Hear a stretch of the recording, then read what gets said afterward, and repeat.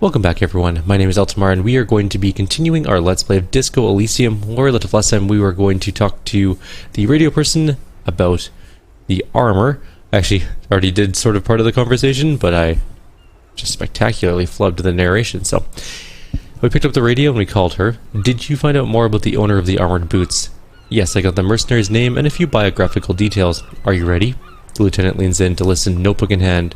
I was born ready, baby. The suit of armor was issued to an Oranier citizen named Ellis Courtenier, and then she spells it out. Exact date of birth unknown. He was signed into the Lillestad County Neonatal Care Unit on the 28th of February, 09. The Neonatal Care Unit? He was found as a newborn in a leaf compactor near an abandoned farm. He spent 4 months in the neonatal unit, survived apparently, and was assigned to a foster family at 2. This is what the ICP knows about him. He was raised by his foster parents, entered into the Xvim Military Academy in Verdfort at 17, then served in the Ornier's forces till he was honorably discharged in 41, just a year before the Semines conflict. Then the armor followed him to Seminine, or at least I assume it did, and that's it. There are no records of his employment in Krinable, or any other incarnations, or him even entering Revachol. Wait, he was found in a leaf compactor? It's a garden tool used to press leaves into those cubes. It's hard to detail the hospital. It's a detail the hospital had, the only detail in these files, so I thought it would be good for you to know. It is, thank you, Alice. Any information on his foster parents? None, officer, sorry. So all we have to connect him to Krinable is the armor. Even that is a small miracle. These organizations usually double-check their inventory. He leans closer and shouts, Thank you, Alice, great work. No problem, Lieutenant, she sounds pleased. Well, then we have his name and service record now. A name, this is very good. Ellis Courtenier, he says to himself. I'm glad the inquiry was helpful to your investigation, officer. Did you have any other questions? Give me a Sylvia again. Does Sylvia have anything to say? No. That's it for now. 57th, over and out. Her voice disappears into the void. Alright, well, that's taken care of. We got another level out of it. We still need Joyce's info on the lynching. Wasn't Joyce the person we were just talking to on the boat? It didn't look like she had any conversation pass, although maybe she does, and we just missed it. It could be buried in one of those ones we already technically chose, but then like it's a sub-menu type conversation path. Let's go take a quick peek. She's not that far away, luckily. And we can just run there pretty fast. I really just want my gun, and we still need... It's only still 4:21 anyway, so we have some time. This is Joyce, right? I'm almost certain this is Joyce. You're back. Yes, Good. it is. Okay. What can I help you with? Tattoos? That's the man who was killed. She almost takes the photo, but then stops. I'm afraid this is discussion for once we've cleared the lynching question. Okay. Fine, let's return to it later. Better not to tie the forestay to the backstay on this. I hope there's something else I can help you with. Tell me about the lynching.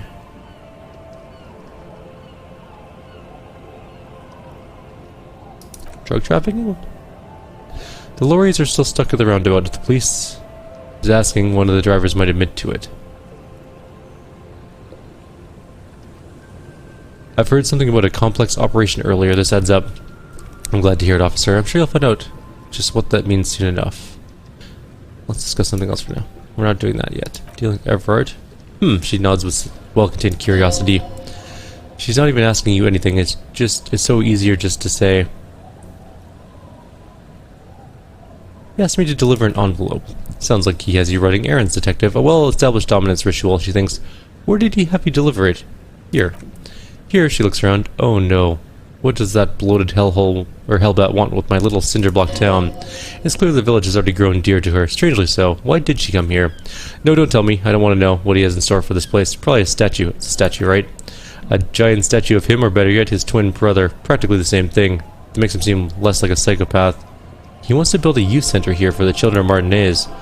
A youth center with Edgar Clare's statue atop of it? He looks down at the jetty remorseful.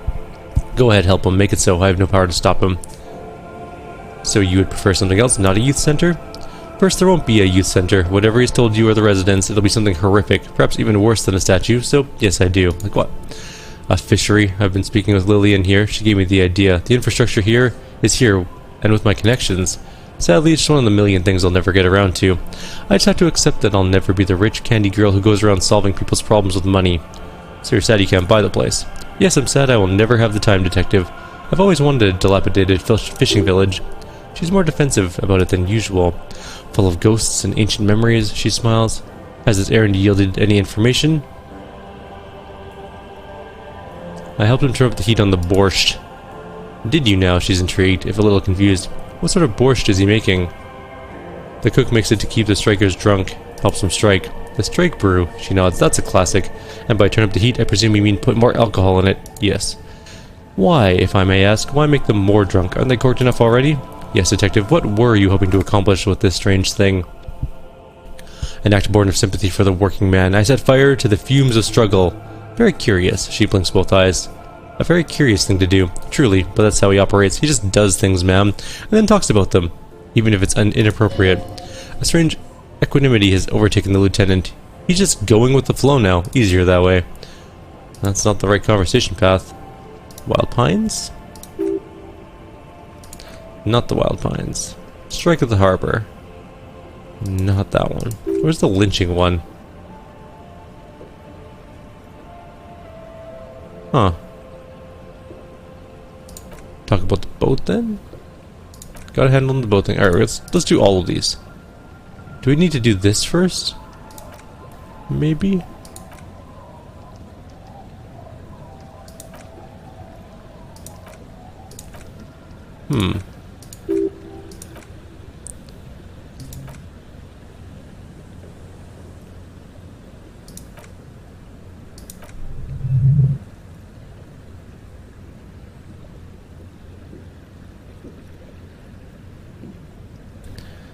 Okay, so I asked about the strikes, and then I asked about the scabs at the gate. Did I put them there? The scabs? She raises her brow. You mean the huddled masses of jam rock come to plead for work where the union refuses to? No, I mean scabs. Let's call them strike. Oh no, we just already have that conversation kind of done. We need to talk about the lynching, but we can't get to the lynching. But she really wants to talk about the lynching first. And unfortunately, I don't really know.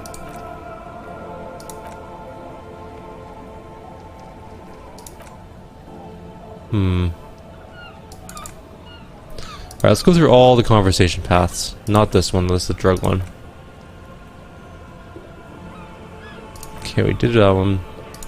The boat.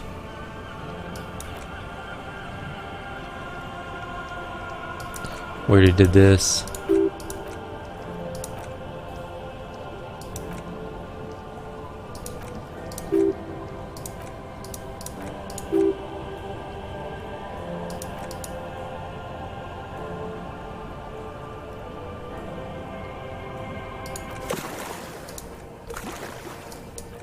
Nothing there.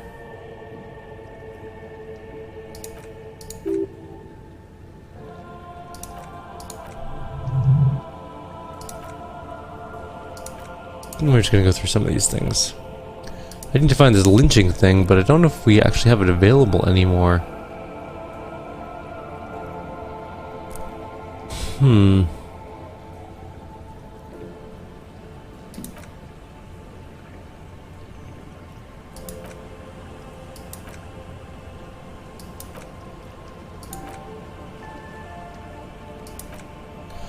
Alright, let's go and examine the drug thing first, maybe, and we can figure out, hopefully, what that's all about. Then maybe she'll tell us about the lynching.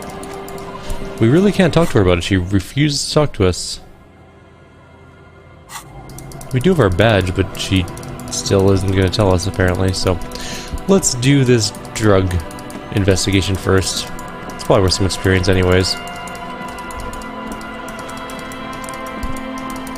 Plus we have some time to kill before we go get our gun back, technically. Let's go talk to some lorry drivers about their drugs.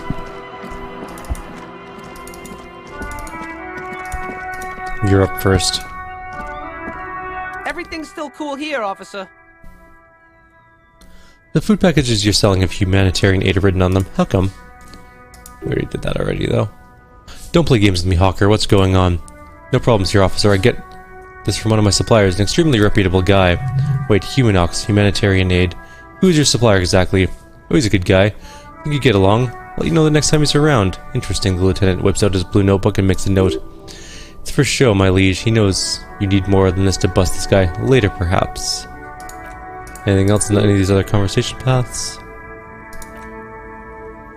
Nothing exciting. Oh wait, hang on. Let's go back up. You're not a local, are you? Very sharp, officer. I'm Ciresi from the Sige province of the Ceres Empire. The Apricot suzerainty, you know. Apricot suzerainty calls to mind an era where the Sige archipelago was colonized by Revachol. It's a bit of a slur, in other words. Isn't that name kind of insensitive? Very cool. The street vendor nods, his eyebrows furrowed. I admire your awareness of our intertwined histories. It's super nice of you to apologize for colonialism, but the Apricot suzerainty is a shithole. That's why I left. You're welcome. I do try to be supportive of other peoples and cultures. That's so cool, officer. Speaking of, why not support an independent local entrepreneur by buying some pants and glasses? Let's see if we... What kind of stuff are you selling here? Nothing. Where'd you get those comfy pants? No. Do you have a permit? Where did you ask them that? Let's move on.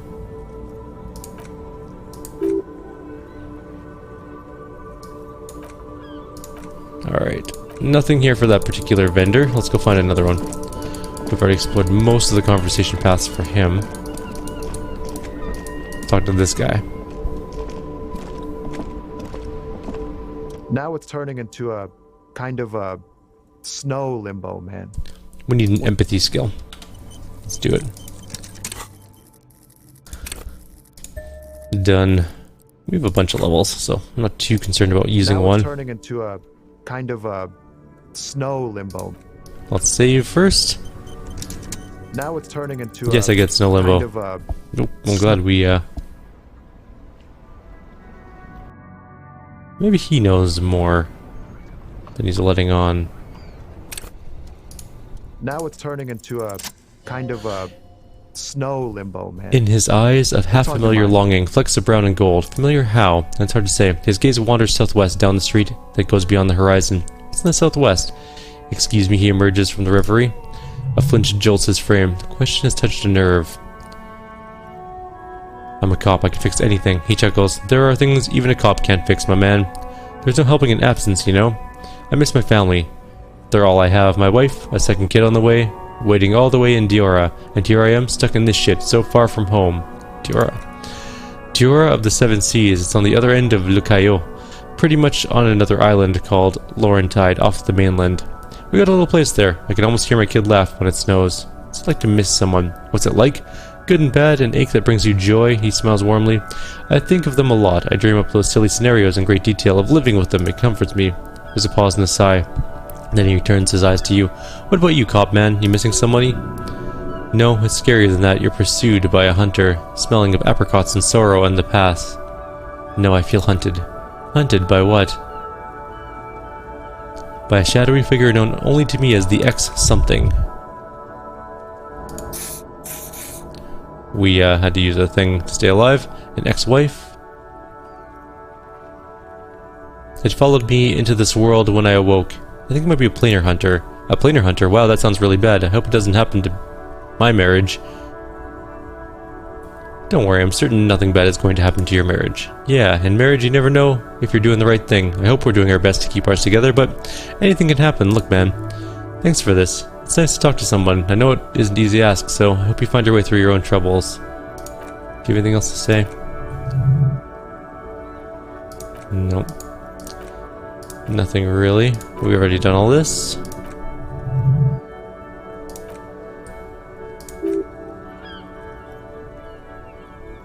He's joking about the high-grade narcotics and illegal firearms. I always wanted a friend in the underworld. Ha, no, I'm joking, man. Fallon runs a nice, clean business. This haul of cargo is mostly sporting goods, you know, tracksuits, that kind of thing. Okay, we're done that then. He doesn't have anything to do with it, I don't think. We need to find more people. More lorry drivers that possibly have drugs. We haven't been down this way in ages, so let's take a quick look. There's a guy here. Or girl. No, it's the grandma. Any questions? No? Okay. Well, no response. Not important enough to talk to then, I guess. Or doesn't really want to talk to us. Either way. This is the strike. What was this?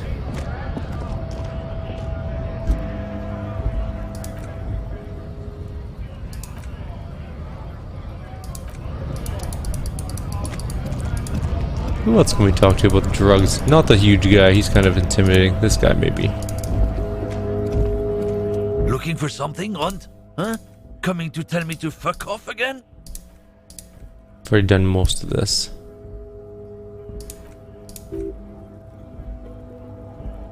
Sounds like a cover story? Oh. Cocoa may be another derogative for a person from Grodd, you think? So they grow apples in Grodd? Yep, it's one of their main exports. They grow them down south. Yekokata, a beautiful place and great scenic vistas. In fact, Yekokata is a desolate wasteland whose name literally translates to Zone of Ecological Catastrophe. It features no scenic vistas and supports virtually no plant or animal life. Yekokata is not in the south, and they definitely don't grow apples there. Yeah, says who? It's literally the name, Zone of Ecological Catastrophe. The Lorry glares at you intently, then shrugs. Then I guess they grow apples somewhere else. You can never really tell with these Kyokos. They're everywhere except their own homes. You keep saying Kyokos, what does that actually mean? He means the people living in Grodd. Yeah, you know, those Gradniks, Grad folk, those degenerates from Grodd. Oh, okay, so it's an ethnic slur. Hey, if the name and description fit by the very grace of nature, who am I to say otherwise? So, show me the apples. Did you miss the part where I said they aren't here yet? Besides, even if I did have some, I wouldn't go putting my nose in them. He looks at you with a strange glint in his eyes. Relax, you got all you can here. He probably doesn't even know what he's hauling, even if it is something unsavory, so he'd remain unaccountable.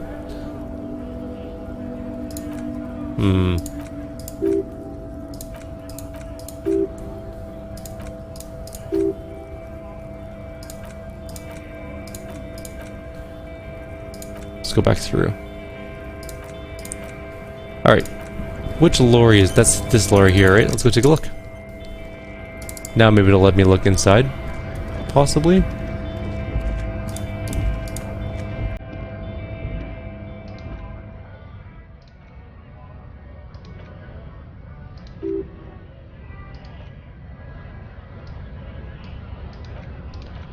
Just gonna go through and see if we can't... Can't really look into it, can we?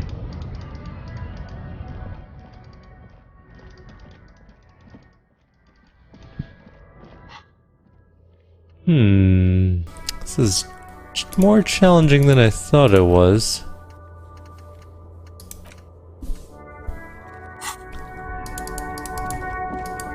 Alright, well I'm gonna look around and see if I can find something. I will restart the video when we get to somewhere where we can actually do something. I will be right back. Okay, so it looks like we might have got locked out of a couple quests for some reason. Like, well, I know one of them is because we told the lorry driver to fuck off, and I think that locked us out from getting some information about the drug thing, so I don't think we can actually do the lorry drug thing, to be honest. And the rest of the armor, I have no idea what that's about, because we're supposed to be able to talk to him about that, but I have no idea why. That's okay. It's not a big deal anyways. So, it is 10 o'clock. I waited some time so that we can go get our gun. We have to meet near the old fish market at 10 o'clock, which is what time it is now. So we're gonna head down there right now.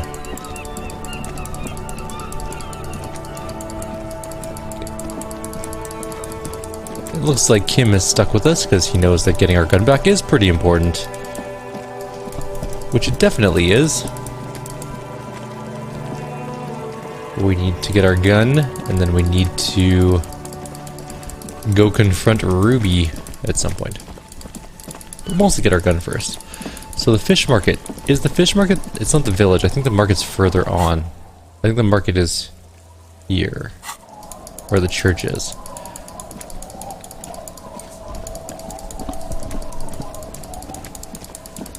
Let's go take a look around.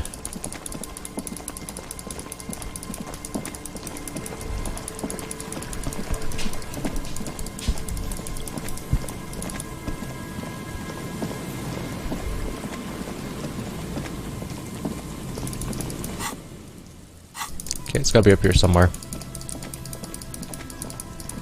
think I might have gone the wrong way. No, this way. I think this is where we're supposed to go. Put your hands where I can see them. Wow, she is terrifying. The aging woman under a mountain of police paraphernalia mumbles to herself, then notices you and reaches for the megaphone. Show me your hands. This is the pigs. Show me your hands. Right now! Show me your hands right now! She screams in the megaphone. Scavenged battery-powered police lights protrude from her back. The flickering light reveals a gun in her shaking hands. Her hand is trembling from some sort of neurodegenerative disease. Madame, please drop the firearm immediately. Easy, ma'am. Take it easy. Failure to comply. Suspect is displaying aggression. Officer under duress! Officer under duress! Her eyes bulge with terror. Veins protrude on her forehead. I am the police! Don't move! Don't move! Hands on your head! Suspect is armed and dangerous! Ma'am, I need you to calm down. We just want to talk. Lateral vascular neck restraint. Carotid sleeper. Carotid sleeper. Critically reducing blood from passing through the neck of the suspect. Be careful, detective. Don't do anything that might set her off. You have to go for the gun sooner or later. Perhaps you can learn crucial facts before you do. This is dangerous. You're 70% sure that you always leave your gun loaded. We can solve this peacefully. Please lower the weapon. Officer in need of assistance. Her eyes dart between you and Kim. Suspect at large. Get on the ground. Ma'am, please. The lieutenant is trying to maintain eye contact. We want to help you, but you need to lower that weapon. Let's just talk, alright? Disturbance reported. Authorized deadly force. Sector, take the shot. Her head snaps back at you. Big red key, big red key. Big red key? That's code for battering ram. Cop doc, you know this. Please identify yourself, ma'am. This is the goddamn police shitbag, she yells into the megaphone. Hug the pavement, you're under arrest. As she waves her hands, you notice familiar looking ampules and packets sticking out of the mountain of police gear on her back. Medicine or drugs? Are you on drugs? Confiscated contraband. The megaphone makes her voice almost painfully metallic. Restricted access. 2 kilos missing. Eyewitness report compromised. I don't think she's on drugs. Lieutenant whispers, being off drugs might actually be the problem here. You're not the police. We are the police.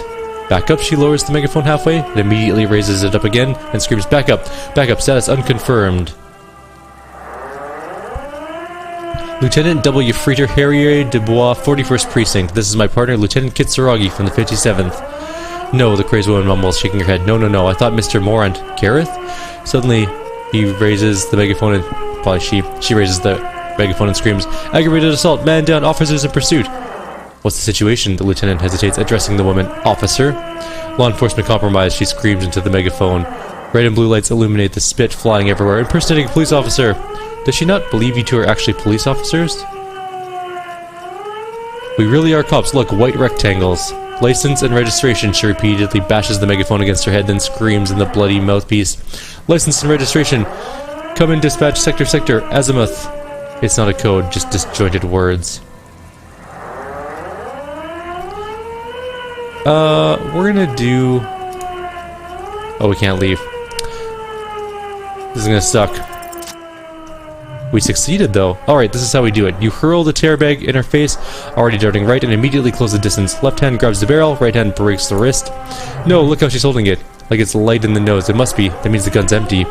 No, a strange feeling fills your gut, and suddenly you know the gun is empty. Thinking about it makes you nauseous.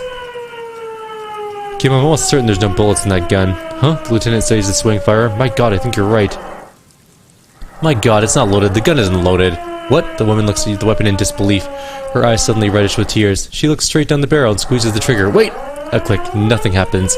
She looks at the useless weapon. This isn't police issue. Police weapons have bullets. This isn't real. What is this? The gun lands on the wooden planks and tears run down her scratched cheeks. Police guns always have bullets. What is this? Why did you sell me this? She looks devastated. Grab the gun, right now. It might be your only chance. Pick up the gun. No one ever cares anymore. Her voice is growing fainter as she rocks back and forth slowly. Why would they cheat me like this? Great gears are grinding to a halt. The machine is powering down. She's all at a jolt. Poor woman. The lieutenant holsters his pistol. We need to figure out what to do with her now. Nobody's ever around, the old woman mumbles, staring blankly at the boardwalk. No one ever comes to visit me. I'm very sorry this is how life turned out for you. I touch her shoulder. Her scratched skin is warm to the touch, but the person inside doesn't even know you're there. What do you think is happening to her? She's in a stupor, the lieutenant replies, inspecting the catatonic woman sitting in the dark. I've seen this before. God knows for how long. Could be days when they get like this. But why was she like this in the first place? Honestly, I don't know. Dementia, probably. He lowers his voice. Dementia in Channel 8 and loneliness? I nod. Neurodegenerative disease. Could be, he agrees. Her hands are trembling, and she did seem uncoordinated, but what are we going to do with her? Should we just arrest her? I don't think there's any need for that. In her current state, and without the gun, she's not really a threat to anyone. We could let Titus know. This is a perfect problem for the local peacekeepers to handle. They might even know her family. I don't want to endorse the Hardy Boys' inflated sense of self-worth. Actually, Titus could probably handle this. Then we can ask him once we get back to the whirling. But we have to hurry, because it's late and they might have already gone home. But I think we're done here for now. Let's head out. This is done. As you turn to leave, the faintest of voices comes from the woman. Please leave the radio on, she mutters. It seems like a reflex, a half-remembered sentence. A reflex to what? Being left alone? She stands motionless, just a heap of clothes and flashers now. Maybe if you search her once more. Alright, we'll search her once more. The woman stands slumped. She looks catatonic under her mountain of RCM paraphernalia. Is one of those things a police cap? There were narcotics there too. You're thinking of taking them. Do. I pick up the police cap. She doesn't even flinch as you reach out and disentangle the familiar-looking lieutenant's cap from the mountain of RCM paraphernalia. Oh, is that yours? I think so. Lieutenant nods. I shake her shoulders. The woman doesn't react to your presence. Confiscate the narcotics. Wink. You take the vial of pyroholidin and the bottle of speed as evidence, obviously. She didn't consume them. She didn't look high. She confiscated them? A little like you're doing now. The lieutenant coughs. You're taking those, are you? Listen to him for once. Fine, you take them. Thank you, he pockets the drugs. I'm doing this to help you. We need to focus on the case. He's grateful you did this. I don't need the drugs. But I do have a gun now. That's kind of neat. It's empty. It's a Villiers 9mm pepperbox pistol. We can tell the office that we have our gun back again. Everything is fine. Let's see if we can talk to Titus before bed. I'm willing to bet that we're not going to be able to, though. I think he's probably going to be gone by 10 o'clock, but he might not be. And then we have to make our way back to the fishing village to sleep, because we actually are not sleeping at the Whirling in Rags tonight. We're going to sleep in the free place we got, because we're poor. And I want to save our money for more important things like... You know what, I have no idea what we're going to save our money for, to be honest, but something. I wonder if we can sell the drugs I've picked up, because I have a lot of drugs. I also have a lot of postcards, and I'm willing to bet that they're not useful for anything except for money, so I should probably sell those too. They've never come up. I've never noticed anyone mention postcards, so I'm guessing that that's just sort of a way to make extra money is by finding the postcards in the game. Some of them are worth a fair amount, like a couple bucks or $5. Looks like everyone's gone here. No one's selling stuff on the side of the road. I wonder if the station's up. Can I tell them about my gun?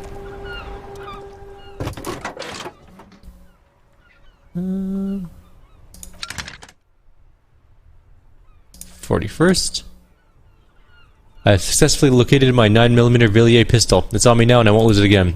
10-4, roger that. And very glad to hear it. I'll make the relevant changes to the report. That's it. 5 extra experience for telling him I got my gun back. My other real partner is actually just like waiting in here, but I don't think he's here right now. Can we sing? We do have the tape now, and it's not quite too late to do karaoke, I hope. We'll talk to Titus first, though. The Coppernado is back. What do you want? There's an old catatonic lady in the old fish market on the other side of the bay. She needs help. The big man laughs, nearly spitting out his beer. What's that, Copper? You want us to help old ladies now? You're a local law enforcement, aren't you? He looks Titus in the eye. Helping troubled citizens should fall under your jurisdiction. Yeah, we'll send someone out. Who is it? Wait, it's the pigs, isn't it? Yep, her. He pushes up his cap. God, poor lady. Don't worry, we'll handle this. I think she's got some family in Quran or something. Bastards left her alone when she got sick. We've been getting complaints. Hey, Eugene interjects. Wasn't Everest's B team looking for her the other day? They said something about her, I don't know, finding something?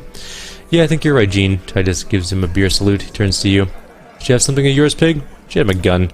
You're fucking with me. The big man slams his beer on the table. Your gun? She had your fucking gun?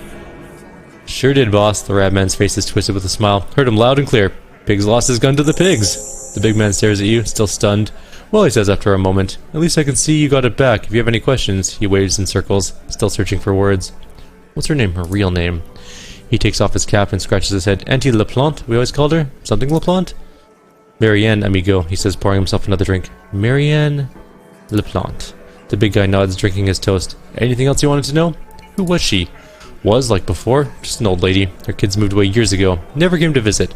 Never took her calls. She gets out every now and then. He swirls his beer. She did right by lots of us when we were kids. Always was a little off, but still. Us kids? That must have been ages ago. She was better then. The children kept her together. How'd she get like this? Get wanting to be a cop, and you mean?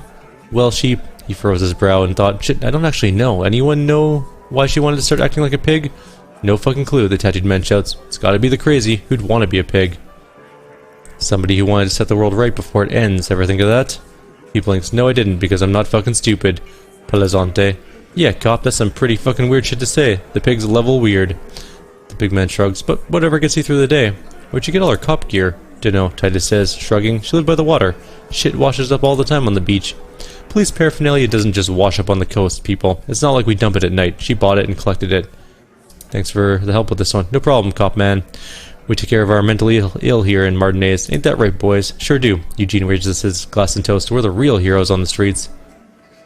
Okay, I'm gonna go now. And I'm gonna go see if I can do some singing. How do I do singing? Maybe I can ask. Hey, was there something you need? No. Why can't I sing? Maybe I need a player? We have a player. It's not even a selectable option right now, so maybe we can't. We can't even talk to these two, who are sitting very close. Maybe they're on vacation here together. Oh my. Well, I guess that's going to be it pretty much for this video. We're a little bit out of time. We found our gun. Always a plus. We helped that lady. We can't do our karaoke though, unfortunately. Unless, of course... I don't know about this one. Or that one. I guess we can go talk about Ruby. We don't have any bullets though. And we have to check the island. What island?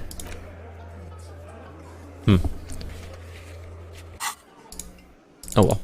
We're off. For now, I'll leave you guys here. Like always, if you have any suggestions or comments, please leave them below. Otherwise, I'll see you next time. Take care.